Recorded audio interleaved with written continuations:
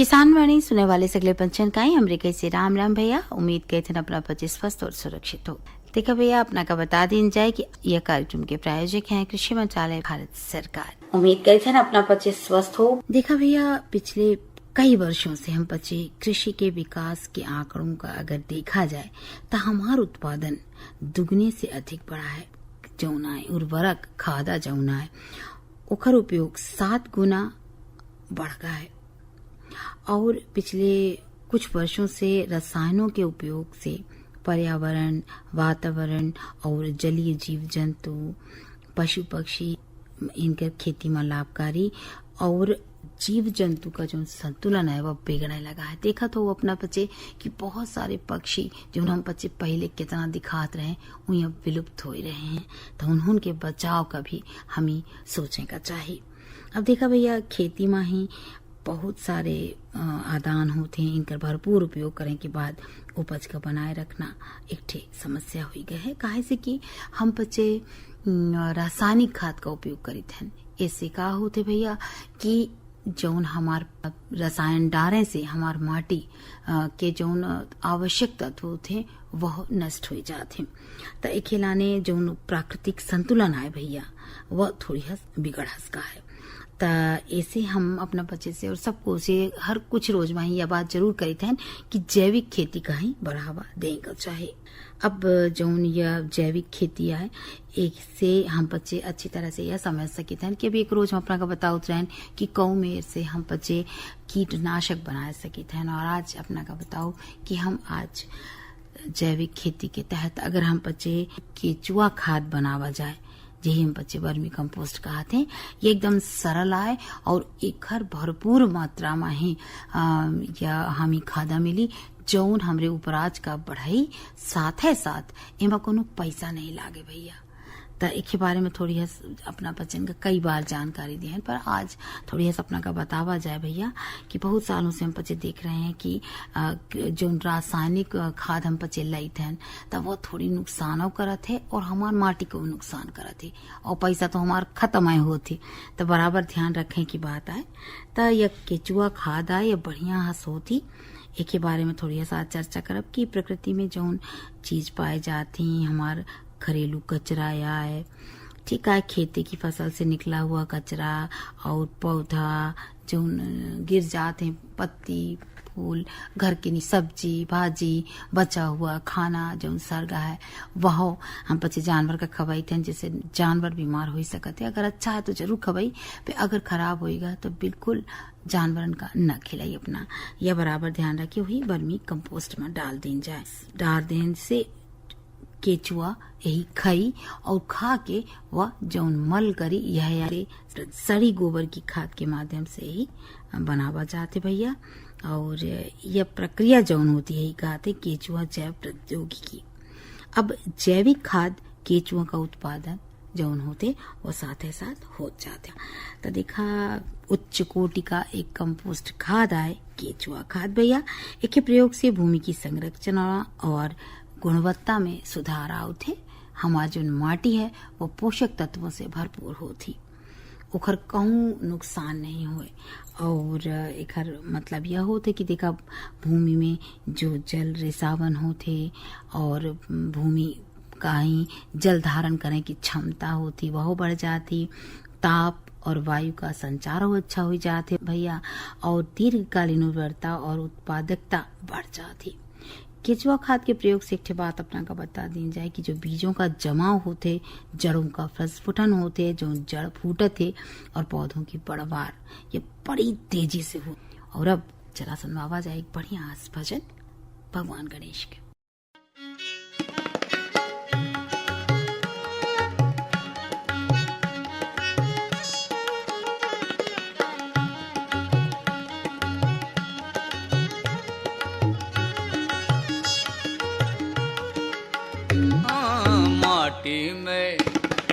माटी में लोट पोट होए गौरा तेरो ललना रे, माटी में लोट पोट होए गौरा तेरो ललना।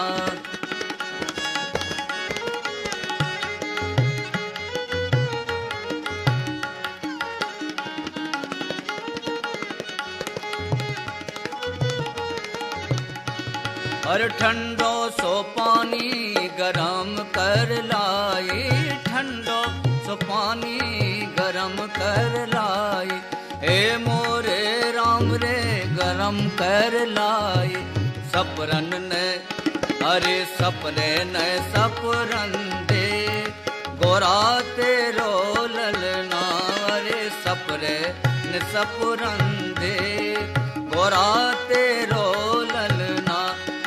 माटी में लोट पोट हो, गोरा तेरो ललना।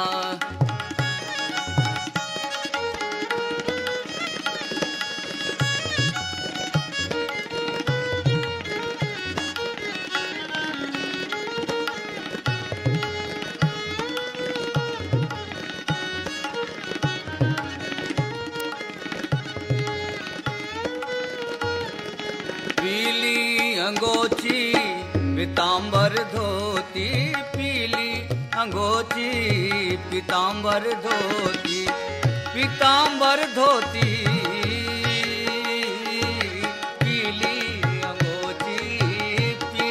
अंगोची पीताम्बर धोती, पहरे ने ओहो पहरे ने पहरन दे, गोरा तेरो ललना, पहरे न पैरन दे, गोरा तेरो ललना। अरे माटी में लोट पोट हो, गोरा तेरो ललना।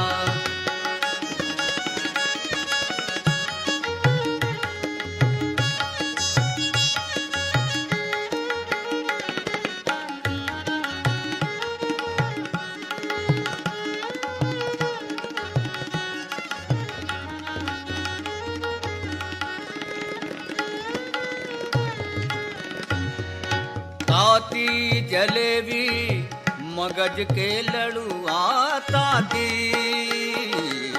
ताती जलेबी मगज के लड़ुआ, मगज के लड़ुआ जी मगज के लड़ुआ। जेवन अरे जेवे न जेवन दे, गोरा तेरो ललना, अरे जेवे न जेवन दे, गोरा तेरो ललना। अरे माटी में लोट पोट हो, गोरा तेरो ललना।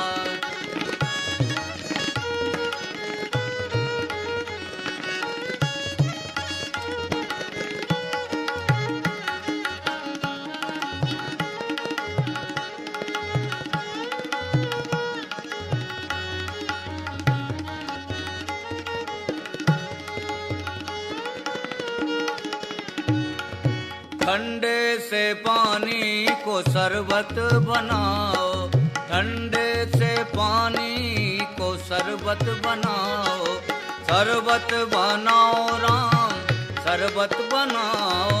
पीवे ने अरारा पीवे ने पीवन दे, गोरा तेरो ललना, रे पीवे ने पीवन दे, गोरा तेरो ललना। माटी में लोट पोट हो, गोरा तेरो ललना।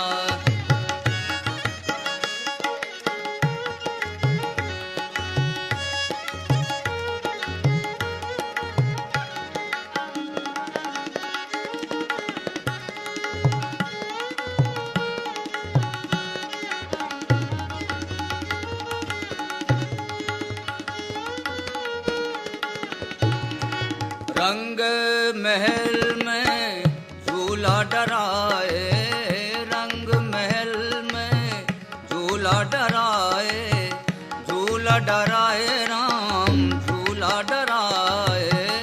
रंग महल में झूला डराए, झूले ने ओहो झूले ने आहा झूले ने झूलन दे, गोरा तेरो ललना, अरे झूले ने झूलन दे, गोरा तेरो ललना।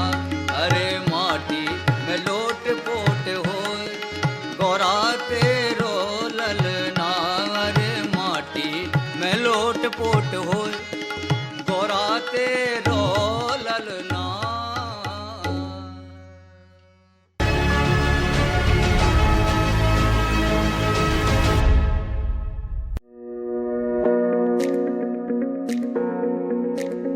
आज भारत का किसान पहले से अधिक सशक्त, समृद्ध और आत्मनिर्भर है। इसका कारण है माननीय प्रधानमंत्री श्री नरेंद्र मोदी जी के नेतृत्व में भारत सरकार द्वारा लगभग 10 वर्षों से किसानों के लिए चलाई जा रही अनगिनत योजनाएं, जैसे सॉइल हेल्थ कार्ड, प्रधानमंत्री फसल बीमा योजना, पीएम किसान सम्मान निधि योजना, पीएम किसान समृद्धि योजना, पीएम कृषि सिंचाई योजना इत्यादि। इस वर्ष लाल किले की प्राचीर से प्रधानमंत्री जी ने कृषि के क्षेत्र में आधुनिकीकरण की दिशा में एक संकल्प लिया कि हमारे एग्रीकल्चर सेक्टर में टेक्नोलॉजी आए, एग्री टेक को बल मिले, इसलिए विमेन सेल्फ हेल्प ग्रुप की बहनों को हम ट्रेनिंग देंगे और हजारों ऐसे विमेन सेल्फ हेल्प ग्रुप को भारत सरकार ड्रोन देगी, ट्रेनिंग देगी और हमारे एग्रीकल्चर के काम में ड्रोन की सेवाएं उपलब्ध हो, इसके लिए हम शुरुआत करेंगे। प्रारंभ हम 15,000 विमेन सेल्फ हेल्प ग्रुप के द्वारा ये ड्रोन की उड़ान का हम आरंभ कर रहे हैं। इसी कड़ी में आज प्रधानमंत्री नरेंद्र मोदी जी ड्रोन दीदी योजना का शुभारंभ कर रहे हैं। भारत सरकार की नई पहल के अंतर्गत ड्रोन दीदी योजना को कार्यान्वित किया गया है।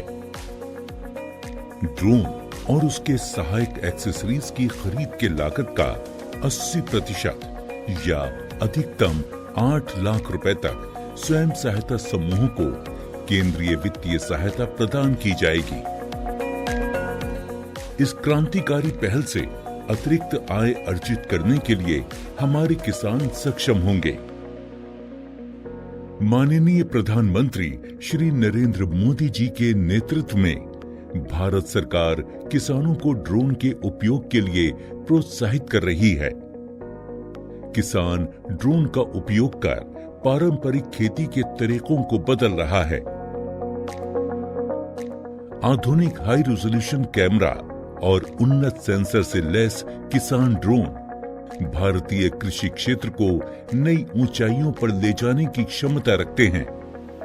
कीटनाशकों और उर्वरकों का छिड़काव, हवाई निगरानी, फसल और मृदा स्वास्थ्य की निगरानी, बीजारोपण, क्षतिग्रस्त फसलों का आकलन और फसल बीमा के दावों की जानकारी दे सकता है।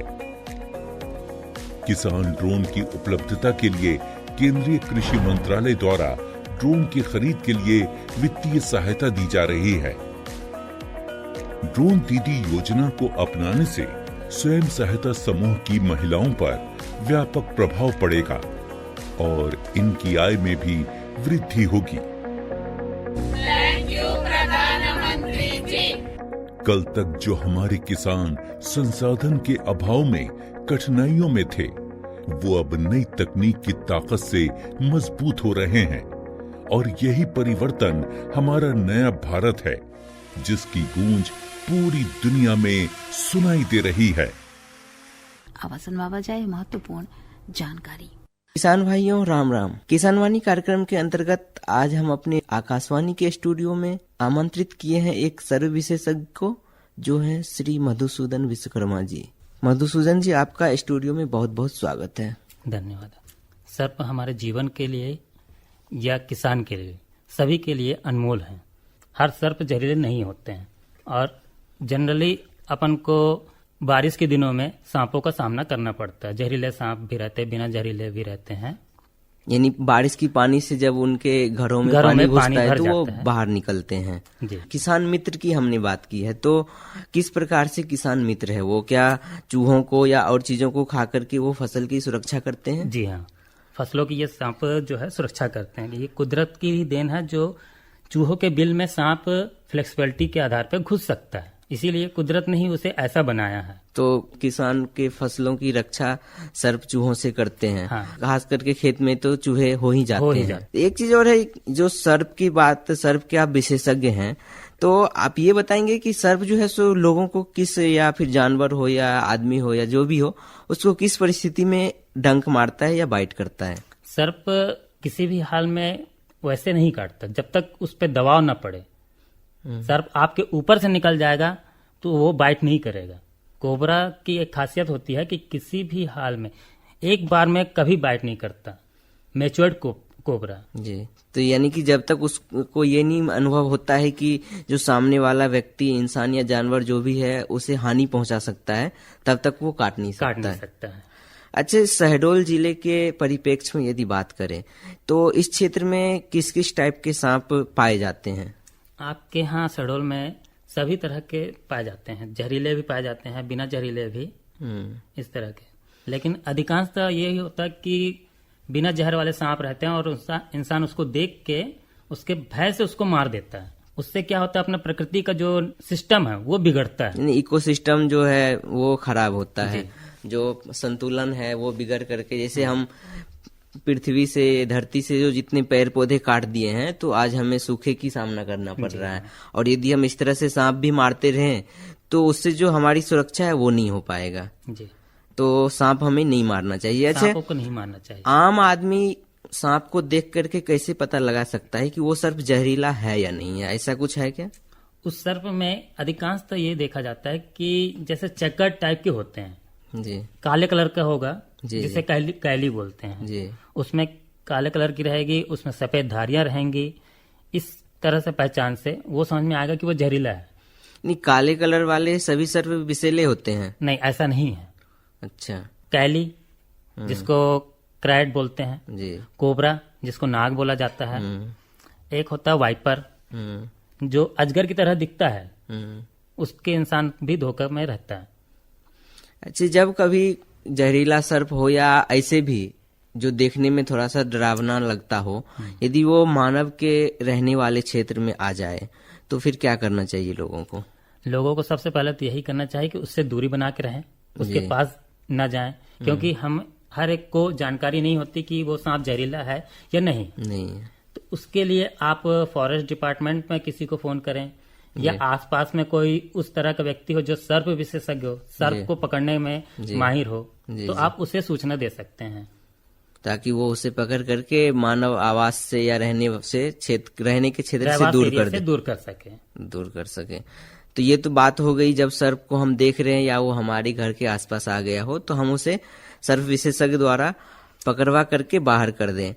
अच्छा, अब जब कभी किसी भी वजह से सर्प किसी को डंक मार गया, काट लिया, तो सबसे पहले क्या करना चाहिए? सर्प किसी भी व्यक्ति को या किसी जानवर को काटता है, जानवर के लिए तो इंसान ज्यादा ध्यान नहीं देता है, लेकिन इंसान के लिए ही देता है जी। तो हॉस्पिटल तुरंत से तुरंत लेके जाएं। जो साधन मिले, एम्बुलेंस मिले, 108 मिले, 100 नंबर मिले, साइकिल मिले, बाइक मिले, कार मिले, एनीवे जिससे आप जा सकते हैं जी। किसी भी चीज का इंतजार नहीं करना, हॉस्पिटल जाइए, नजदीकी चिकित्सक मिलिए। अच्छा, एक ये बहुत मुझे लगता है कि इम्पोर्टेंट सवाल है कि सांप काटने के कितनी देर बाद मनुष्य हो या फिर जानवर हो वो बेहोश हो सकता है? इसका कुछ ऐसा है क्या? जी हाँ, हर सांप के काटने पे अलग अलग टाइम रहता है। आपकी बॉडी में किस जगह में सर्प काटा, अधिकांशतः सर्प के काटने की संभावना रहती पैर में, फिर उसके बाद नीचे से वो यदि चल रहा हो तो वो जहां तक पहुंच पाता है तो वहीं पहले डंक मारता है। तो इसमें आपको 3 घंटा 2.5 घंटा तक का समय मिलता ही मिलता है। अच्छा, और जिस इंसान को सर्प काटे उसे कभी भी दौड़ना नहीं चाहिए। अच्छा, रिलैक्स दौड़ने से यानी कि ये होगा कि उनका ब्लड सर्कुलेशन बढ़ेगा तो वो पूरे शरीर में जहर फैलने की संभावना रहेगी। तो जितना हो सके उन्हें शांत बैठना चाहिए। हाँ, शांत बैठे और उसे इंसान उठा के ले जाए साइकिल में या जिससे भी, और जल्दी से नजदीकी स्वास्थ्य केंद्र में पहुंच करके उसे मतलब जो भी प्राथमिक उपचार हो या फिर जैसा भी उपचार वहाँ उपलब्ध हो वो करेंगे ही। जी जी। ये तो हो गई सर्प काटने के बाद जो प्राथमिक उपचार है वो हो गया। अब यदि हम और बात करें, जैसे सर्प को मारने के लिए या सर्प काटने के बाद जो कोई जादू मंत्र या फिर झाड़ फूक पे विश्वास रखते हैं, ये कितना तक सच है या फिर अंधविश्वास है? झाड़ फूक एक अंधविश्वास है। इसको किसी भी तरह से उपाधि नहीं दी जा सकती कि इंसान जहरीला सांप ने काटा और इंसान बच गया। जी। आपको किसी भी हाल में कोई सा भी सर्प काटता है हॉस्पिटल जाना ही चाहिए। झाड़ने फूकने में क्या है, आप अपना समय खुद बर्बाद कर लेंगे। और लास्ट में ये होता है कि मरीज जो है वो अपनी जान गंवा देता है, या मनुष्य हो या फिर जानवर हो। अच्छा, ये कई बार होता है कि जहरीला सांप भी काटा हो और उसके विष का प्रभाव नहीं होता है, ये किस तरह से होता है? जो मैच्योर्ड सांप होते हैं जी, कोई जरूरी नहीं होता कि वो जहर इंजेक्ट ही करें अपनी बॉडी में। अच्छा, हर सांप जरूरी नहीं होता कि उस काटे हुए मतलब जगह पे यानी अपने दुश्मन को वो डरा करके ये सोचता है कि वो हमसे दूर हो जाए जी, और हम उन्हें नुकसान ना पहुंचाए। यानी कि एक तरह से वो हमारे साथ फ्रेंडली व्यवहार करता है, बस इंसान से वो दूरी बनाना चाहता है। हमें भी सर्प से फ्रेंडली ही व्यवहार करना चाहिए। उन्हें जहां भी देखें तो यदि वो हमारे क्षेत्र में आ गया हो तो उन्हें पकड़ करके या विशेषज्ञ को बुला करके उन्हें बाहर कर देना चाहिए और हमेशा फ्रेंडली ही व्यवहार करना चाहिए, है ना। बहुत बहुत अच्छी जानकारी दी है आपने हमारे किसान भाइयों को और हमारे सुनने वाले श्रोताओं को भी, क्योंकि ये तो हर किसी के लिए जरूरी है। सर्प हमारे मित्र हैं और उनसे मित्रवत व्यवहार करना चाहिए। और सर्पों के रहने से अपने यहाँ के जितने भी जहरीले कीड़े हैं जी, जिनको इंसान देख भी नहीं पाता है और पहचानता भी नहीं है, और उनके काटने से इंसान की भी मृत्यु हो सकती है। सर्प से ज्यादा खतरनाक होते हैं ये जहरीले कीड़े। हाँ, क्योंकि कीड़े तो हम ना तो उसे पहचान पाते हैं और ना ही कई बार देख पाते हैं, वो किधर से काट कर चला जाएगा पता भी नहीं चलता है। तो ऐसे कीड़ों को सर्प खा करके हमारी रक्षा करते हैं। जी हाँ। तो इस तरह से सर्प वास्तव में हमारे लिए एक वरदान है प्रकृति का जी, और इस वरदान को हमेशा सहेज कर रखना चाहिए ताकि आने वाली पीढ़ी के लिए भी सर्प देखने को मिले। यदि हम बराबर हमेशा इसे मारते रहेंगे तो इनकी भी जनसंख्या कम होती जाएगी और जिस तरह से अभी बहुत सारे की संख्या बढ़ जाएगी। हाँ, यदि चूहों बढ़ेंगे तो हमारे खेत की फसल का नुकसान होगा, घर में भी लोगों को परेशान करेंगे। तो निश्चित रूप से हमारे सुनने वाले श्रोता इस जानकारी को सुनकर लाभ लेंगे और सबसे, सिर्फ सर्प से नहीं किसी भी जानवर से मित्रवत व्यवहार करेंगे और जो जहरीले या फिर खतरनाक जानवर हो उनसे दूरी बना करके रखेंगे। जैसे सर्प निकलता है जी, और बारिश के दिनों में अधिकांशतः निकलते हैं, तो आपको जमीन में नहीं सोना है, किसी भी खाट वगैरह में सोना है। जो आपके पास साधन हो, खाट होगा, पलंग हो गया, जमीन से कम 1-1.5 फीट की ऊंचाई होनी चाहिए और जमीन और दीवारों से बिल्कुल सटा ना हो। यानी घर में जब भी हम सोए तो जमीन से बेड ऊपर हो और दीवार में सटा हुआ ना हो। और एक बात और है इसमें, मतलब मच्छरदानी का प्रयोग जरूर इस्तेमाल करें। नहीं, मच्छर से तो सुरक्षा होता ही है, ऐसे जहरीले कीड़े मकोड़े या सर्प से भी हम बच सकते हैं। यदि मान लीजिए ऊपर से सीधे वो गिर रहा है और यदि मच्छरदानी लगा हो तो वो मच्छरदानी पे अटक जाएगा और वो हम तक नहीं पहुंच पाएगा, जिससे हम नुकसान से बच सकते हैं। यानी मच्छरदानी तो निश्चित रूप से आवश्यक है। चलिए, ये भी कभी भी बाहर निकलते हैं तो टॉर्च या लाइट का इस्तेमाल जरूर करें रात के समय में। तो ये तो बहुत अच्छी जानकारी आपने दिया है। निश्चित रूप से हमारे लिसनर्स ये सुन करके लाभ लेंगे और एक बार आपको फिर से बहुत बहुत धन्यवाद। और अब अपना का सुनावा जाए या कुछ मनोरंजन, तो आप सुना जाए सुनान बढ़िया सीखे देशभक्ति गीत छत्तीसगढ़ भाषा में रहा। और अब चला के जुना बेरा होती तो चला जाए सगले पंचन से गिन जाए। जय जवान जय किसान।